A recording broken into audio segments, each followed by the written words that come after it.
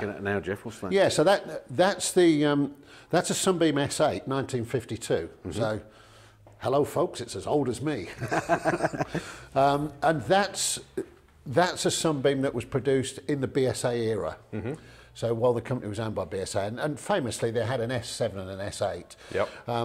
To most people, the S7, which usually came out in a sort of drab olive green colour, right, had enormous great balloon tyres, which was great for strapping to a sidecar, but pretty awful if you rode it as a solo. But the S8 was much, much nicer. And again, it's the paint finish, I think, that we look at, because, you know, even if that is a full restoration, and I'm not sure with that bike whether it is or it isn't, but you've got to have a good quality of metal underneath that to be able to get the kind of solid finish looking you've piece, got isn't there. it? I mean, that engine lump is just incredible. Yeah, I mean, again, it's an inline twin. You know, right, so when you fast forward, where have we seen inline twins? Court Ballington, 1977, 78, with Kawasaki KR250s and 350s. Funny how it comes around again. Same engine layout, world champion at 250, 350. Yeah, so, all those years later. So, you know, there's nothing new, really, that comes Decent out. springs on those seats as well. That's true. And those mudguards are just enormous. I mean, it has to be said, that is nowhere near as pretty as it is the Sunbeam. I mean, that is just a solid... Yeah. Well, this is true to John Marston's ideal. Yeah. This is BSA's idea of what John Marston's ideal was. Right. You know, so maybe the two things aren't. It looks heavy. Yeah. I wonder how much that thing weighs. It's just a beast, isn't it? That engine looks like it's out well, of the a car. engine itself, I think you'd need a couple of people to take it out. But that's a shaft drive as well. Shaft drive engine. But you know, you look at the springing on the rider's seat, but it's also got a plunger rear suspension. And telescopic front suspension. So if you hit a bump on that, you must have been pogoing about like an idiot. For ages. Yeah, exactly. Yeah. It must have taken at least 2 miles to bring it back under control. Frightening thought. Exhaust is quite wild as well, isn't it? True. Yeah. Well, although that does look a bit like a bit of pressed metal. I have to say. Yeah. You know, but not the prettiest. Not the prettiest, but nevertheless a significant bike because of what it represents in terms of the finish of the product. But you know, we talk about there's nothing new. There's one innovation in here that you don't generally see anywhere else, and that's with this this EMC here. EMC stands for Ehrlich. Dr. Joe he was known as. Right. Dr. Joe Ehrlich. Where does the MC come from? Well, you'll never guess where he came from. Scotland. Would it be Germany? Ah, not again. So another German guy who came here just before the Second World War. EMC, Ehrlich Motorcycles, or Ehrlich Motor Company, whichever. He was a bit of a nomad, actually, and I think he begged, stole and borrowed space in people's garages. Right. Again, around the North London area. But the first thing to notice about this is where the exhaust pipe comes out. Yeah, good question. Where the hell is the exhaust pipe? There you go, you see. Right, okay, so it's sort of mid-position. Yeah, that's very now, odd. His little innovation, as far as motorcycle engines were concerned, was he used, on this particular bike, a split-cylinder two-stroke. Right. And what that basically means is you've got two bores, but sharing the same combustion chamber. Okay, so... So it's a single cylinder with two pistons, or a split-cylinder single, whichever way you look at it. Yeah, okay. And of course, the exhaust is coming out the back. The carburettor arrangements are on the side, on that side. His reason for doing it, apparently, was to give greater fuel efficiency. And did it, I wonder? Well, I think the tests of the time, I did read a test on it, and the fuel efficiency was good. You know, you were looking at 60, 70 miles to a gallon of fuel, which wasn't too bad. Pretty darn good today, isn't it? Yeah, and that particular bike, again, is a BMCT bike, but that was exported to Australia. It was painted white.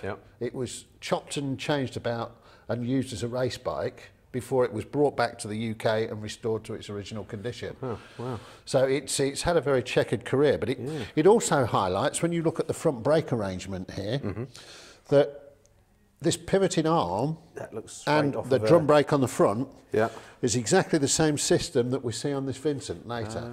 So what you've got is component manufacturers that are supplying product to original equipment manufacturers, OEMs. You know, and they buy their brakes from one company, they buy an engine maybe from another company, and lighting. Is these days, much the same as it is now. But it's interesting that they both got the same front brake arrangement. Exactly. Okay, moving on then. Over the back here, we've got the famous Ariel Square 4. And the Square 4 engine was designed by Edward Turner. He Name rings a bell. Yes. He of Triumph fame. When Edward Turner came out of the Merchant Navy, he bought a motorcycle shop down in southwest London, around the Dulwich area, and he started to design on paper a 600cc square 4 engine. Yeah. He then built a bike that went around it called a Turner Special. Right. And then he hawked that around, trying to sell the Turner Special to the motorcycle manufacturers of the day. And that's when Jack Sangster and Val Page, who were at Ariel, saw the talent that was Edward Turner and brought him in. Gotcha. Oh, so that's a 1000cc square 4 engine, but it is Edward Turner's design. The 500 that he developed later came out as a 600, but wasn't as successful.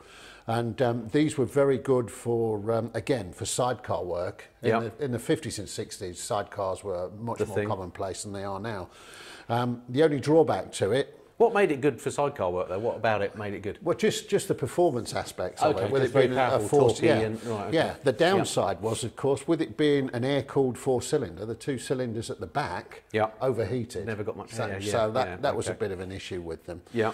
But, you know, other than that, it's another one of the well-known bikes, because, of course, a square 4 at 1000cc was quite a big engine in its day, because most bikes were 500, 650. Again, a chunky looking beast, isn't it? That's exactly right. And interesting suspension on the back of that as well. Yeah, again, plunger suspension, rear end, telescopic front end. And are these pretty rare?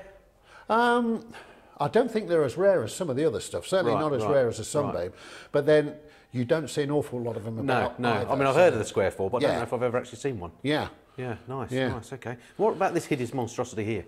I mean, now you could be talking about the Ariel Golden Arrow, because to a lot of people, this is a Val Page creation, by the way, when he was back at Ariel, and I quite like it for its innovative touch. More of that in a moment. But you are, of course, referring to the magnificent Austell. Although hideous in this corner, don't forget the Sinclair C5. Okay, there's hideous and there's daft. So, the Austell came about because a chap by the name of Castell, that's where the TEL came from, must have had an old Austin mini engine lying around in his shed. I know. I know, I'll build a motorcycle around it. And so the Austell was born. So it's a 1000cc mini engine, not the German mini engine, of course, but the original BMC mini engines. Because then there was the Morris Mini Minor, and there was the Austin 7, which was in the mini chassis. And that's one of the Austin engines. But it does overlook the fundamental, it's got to look right to be right. Yeah, it's just like I say, it's all wrong, isn't it? I mean, it's just, he didn't make a lot. I think he made about 20 or 30. Most of them were slightly different. He certainly had his own view on styling, didn't he? It's like... well, yes, and sort of, the interesting part about the styling is it depends on how many filing cabinets he got left in the back of the shed, because the tank is made from bits of old filing cabinets. Why doesn't that surprise me? Okay. Again, a sidecar, acquired taste, I think. Although we did have a visitor one day who said, "You've got an Austell here." Yeah, well, that's amazing. Oh, so we felt his bumps initially, and he said, "I've got a friend who's got 2. Goodness me. Yeah. That's virtually the whole collection. We didn't get any further into that. He paid his money and... Yeah, fair enough. Sport a good mini, his money, and he took him away again. All right, what about this Ariel then? Should we talk more about that? Yeah, the Ariel. I mean, Val Page, when he went back to Ariel and finished his career there, he came up with a concept of wherever you're going to go, you're going to arrive clean. Okay. And so he developed 2 bikes. One was the Arrow, one was the Leader. The difference, the Leader is the one that's fully enclosed, had usually some panniers on the back, and a fully enclosed screen. I think it's a bit of a Marmite bike. People look at them and think, well, I like it or I don't like it. Golden Arrows, people used to race them into production racing, so quite a lively looking machine. But interestingly, it's got a bit of Art Deco or something about it. And I guess that's, you know, it's a 60s design. Yeah. And some people liked it. It's very much like a Honda C90 front end. Yeah, that bizarre shape of the front end. Is that due to some weird trailing link type arrangement? Leading link or trailing link. Oh yeah, leading link. I never remember which way round it is. Yeah. But just before he finally retired from Ariel, he actually had an across-the-frame 4-cylinder 1000cc engine, which would drop straight into a leader frame. Right. Which would have predated the Japanese by many years. Sadly, Ariel didn't have the money. What a shame. Because it was part of the BSA group, and of course by 1973 it was all over. What a shame, what a shame. Yeah, that's the way they're all still doing that now, aren't they? Exactly. Yeah, fascinating. All right, so this looks somewhat racy, Jeff.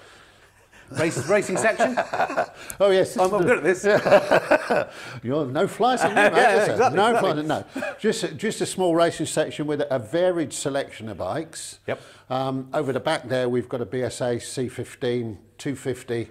I'm guessing it's a trials bike, but at the time that those bikes were around, you maybe scrambled it as well. It's something that most people built in the back sheds. We've got a couple of production races here, BSA Spitfires, and of course a Gold Star. Production That's race, a beautiful Gold Star. bike, isn't it? That is lovely. nice. And again, a Valpage design during his time at BSA. Serious looking clip-ons on that one, isn't it? Yes, yeah. But still with a headlight taped up and you know, ready to go production racing. What's that giant knob below the... What, this thing? Yeah. What's that for? That, my friend, friend, like a damper? That's exactly what it is. Clever. Yeah. So you can adjust it on the fly? In the days before these fancy Öhlins things, you know, we had a big knob that basically you tightened up and then you got it to the point where the steering wouldn't turn at all and then slackened it off till it was just happy. You know, otherwise you got into enormous tank slappers. But the old Tiger 90s used to have them as well. But you still got the risers for conventional handlebars on there as well. Yeah. Tiny diameter, so you know, obviously fitting in with the production rules. Clever stuff. This front part is a Cotton Telstar, right? Which are a little two-stroke. Derek Minter used to race Cotton Telstars, and not this particular bike, but that looks lovely. They were quite commonplace in production racing. Fabulous little bike. And then you've got this little beastie. Is that a speedway bike, or what are we talking here? There's been a big debate about that. Okay. It is a Speedway iron, that's for sure, and it's a Jap Speedway engine, 500cc, methanol burning. Right. This particular bike was owned by Jim Tebby, who used to race at Wimbledon, Plough Lane at Wimbledon. Yep. What the confusion comes in with me, because I had a share in a Speedway bike and I used to try and wobble it around a grass track and occasionally on a bit of shale. Not very well. Yeah. But this has got rudimentary suspension at the front and shock absorbers at the back. Right. Neither of which the conventional speedway bike of the era would have had. But apparently, from what Bill Crosby, who told me he built this bike especially for Jim Tebby to race in France, which is not one of the well-known speedway nations by any stretch of imagination. So maybe the tracks were a bit... The tracks were longer, I think, because on the continent in Germany they have long tracks that are almost the size of American dirt tracks, you know, half-mile ovals, whereas speedway tracks in the UK, somewhere between generally anything from 350, 360, which was sort of like Wimbledon length, up to 420, something like that. So, you know, they weren't the biggest in the world. And a pretty small tank, so how many laps would you get out of that? 4 laps. Right. 4 laps of methanol, total loss lubrication. All you've got is a clutch and a throttle. No brakes. And 1 footrest and no brakes.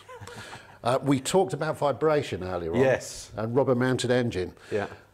Nobody can tell me they've experienced vibration on a motorcycle till they've ridden one of these. It's a little bit tricky, was it? Yes, it's. Let's just say it's raw power. It's a high compression 13-to-1 piston running on methanol, and of course, something you don't see very often now. Yeah, Castrol R.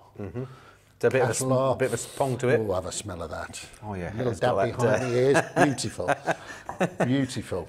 But yeah, it's just raw power. You wind the thing up, dump the clutch, and then chuck it sideways in the first corner on a loose surface. And slowing down the engine brake. How hard can it be? Yeah, exactly. And the engine braking is such that as you roll off, it slows down pretty rapid. It will do, yes. I bought into a share with a chum of mine because I used to do a little bit of vintage grass track racing, as you know, but the first time I rode it up a field was at the BMF rally at Peterborough, and we showed it there one year. He said, you better have a go on this bike you've got a share in. So you pull it back on compression, somebody pushes you along, you drop your bum in the seat, dump the clutch, open the throttle, and his exact words, forgive me people, was like being hit up the arse with a shovel. And is that how he wasn't far wrong. The thing with the Jap engine was, But in the era, which is, we're talking now late 60s into the 70s, it was about the back end of the Jap engine era, because they were very long stroke and they were very, very good at getting off the gate. But then once you got to the first turn, the Czechoslovakian Esso engines and Jawa engines had got more top end, and they would come past you. And the general change then went to 4-valve heads and Jawa and Esso, and he's now with I don't follow it anymore, but now with an Italian engine, and everything's laid down, a lot lower centre of gravity. What sort of speed would you be getting out on a straight on one of these? It depends on the gearing, because the only way you can change the gearing is by adjusting the back sprocket. Right, okay. So whichever track you went to, depending on how much dirt there was or how long it was, you put a different size sprocket on the rear end. Geared for a long track, I know that Barry Briggs was riding on a long track in New Zealand a couple of years ago. He's in his mid-80s now, but he was at Wimbledon at this era. Fell off, chucking it in sideways at 90 miles an hour. Unbelievable. So they ain't slow, are they? No. And in fairness, at that sort of pace, there's only the rear tyre that's touching the ground, because the front's generally about that far off the dirt. So you basically steer it on the throttle. So it's a real man's sport. Yeah, a real man's sport. Excellent. All right, moving on then. Brilliant. Okay, so we're up the top end of the hall now, and this thing here has caught my eye, Jeff, because it's incredibly low. What's this all about? Yeah, it's interesting, isn't it? Let me just move that out of the way a little bit so that people can get a better view of it. There was a chap called Des Heckel. And oh God, my old knees don't work anymore. He was a sprinter, and this is a 1973 50cc Minarelli. The difference between sprinting and drag racing, for those that are unsure of the difference, same principle. It's all about getting from a start line across a quarter mile. At the fastest possible time. Yeah, the difference is sprinting is all about the time. Drag racing is beating the man in the lane next to you. And the time comes separately. And is this the complete bike? Like this is the complete bike. What I'm going at. The complete bike. And there is the man who wasn't small by any stretch of imagination, but Des Heckel actually on the bike. And so it's a 50cc Minarelli engine. And apparently he got to a certain stage of tune, and he couldn't really get any further. So he wrote a very nice letter to Mr. Minarelli in Italy and said, I'm riding one of your engines, only I need a better engine. And told Mr. Minarelli what he'd been up to with it, and Mr. Minarelli sent him a new engine, free gratis, and said, here, try this. The end result of it, and this is where the shock comes in, this particular bike, with that man of over 6 feet riding it, managed a flying quarter mile of 84 miles an hour. That must have felt like 384 of that. Well, I tell you what, I wouldn't have liked to have done it, that's for sure. Particularly as the seat leaves a little bit to be desired. Yes, I'm not sure seat is what I call it. No, I think there must have been a seat on there. The amount of control off there. Well, that's right. I think you could say the steering would have been precise. Marginal. Best. Marginal is another word that springs to mind. But yeah, so I mean, his standing quarter times weren't all that hot, but he did manage this rather water-stained piece of equipment here. But there you've got the flying quarter mile, 84.34 miles an hour. And that says 82.94. Is it? Yeah, okay. Well, your eyes are worse than your bloody knees, mate. I know. It's outrageous. It's old age creeping up. It's old age. Excellent. Well, but there you go. But it's an interesting bit of kit. Isn't it? Isn't it just? Probably one of the few non-British pieces of equipment we've got, actually. Brilliant. Right, so it looks like we've come to the emergency bikers section of the museum here. Well, yes, in more ways than one, actually, because there's emergency aspects about both of these two. Okay. Underneath, they're both the same bike. Okay. So Nortons of some sort? Norton rotary. Okay. Oh, yeah.